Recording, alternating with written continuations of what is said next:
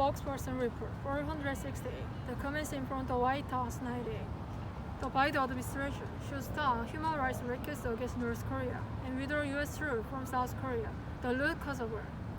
First, the Biden administration announces sanctions against North Korea for the first time after its inauguration.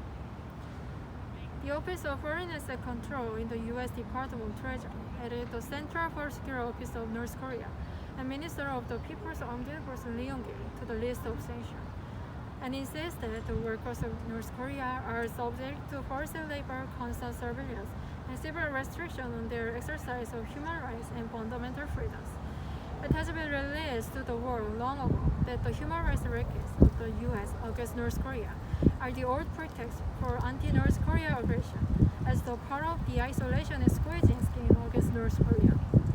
At the same time, the U.S. ambassador to the United Nations, using the despicable double-dealing scheme about the end of war declaration, said the United States continued to be committed to achieving lasting peace in the Korean Peninsula through dialogues and diplomacy with the DPRK.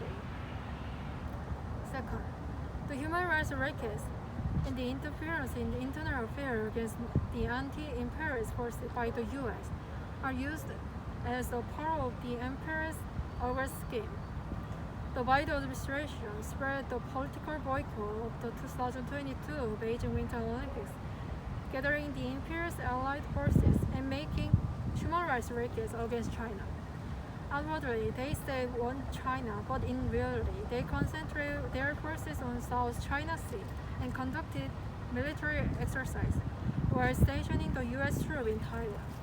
It happens same to Russia, abusing the conflict between Russia and Ukraine to strengthen sanctions to the high level against Russia. The U.S. created the hair trigger war situation by dispatching RC-135 reconnaissance aircraft belonging to the U.S. Air Force and threatening Russian civil airplanes with flying clothes, and by deploying the U.S. P-8A Patrol reconnaissance aircraft over the Black Sea. Third, as the imperialist aggressive maneuvers by the U.S. get intensified, the big confrontation with the anti-imperialist and independent forces become unavoidable. The sense of the human rights rackets against North Korea committed by the U.S. is the scheme to isolate and squeeze, and in fact is the aggressive maneuver in low level.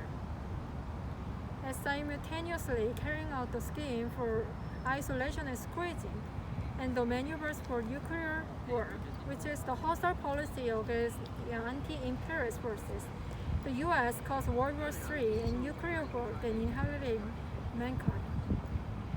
These facts show that the U.S. imperialist aggressive forces are the very strangler of human rights and the ringleader which violate the sovereignty of people in the world.